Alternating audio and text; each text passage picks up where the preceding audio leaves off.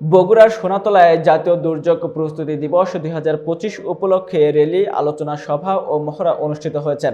বিস্তারিত থাকছে শহীদুল ইসলাম শাহীনের প্রতিবেদনে। সোমবার সকাল 11টায় উপজেলা চত্বরে উপজেলা প্রশাসন ও দুর্যোগ ব্যবস্থাপনা অধিদপ্তরের আয়োজনে এ মহড়া অনুষ্ঠিত হয়।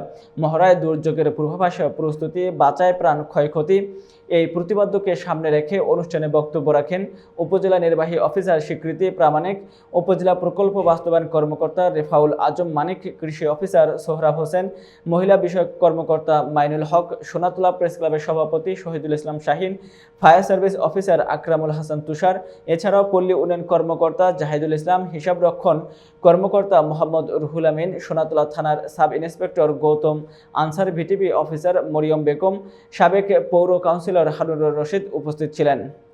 অল্পতে আগুনে আতঙ্কিত হয়ে বিভিন্ন সময় বড় দুর্ঘটনা আসলে আগুনের কারণে না হয়ে আতঙ্কের কারণে ঘটে যায়। এই অবস্থা থেকে পরিত্রাণের জন্য যেটুকু বেসিক জানা দরকার, আমরা আসলে ফায়ার ফাইটিং কর্মী না হলেও ঘরের আগুন যাতে নির্বাপন করতে পারি সেই বিষয়ে যাতে সচেতন থাকতে পারি।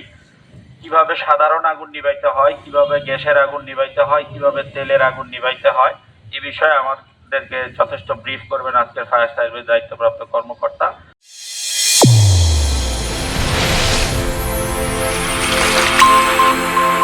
চ্যানেল A1 হৃদয়ের স্পন্দন।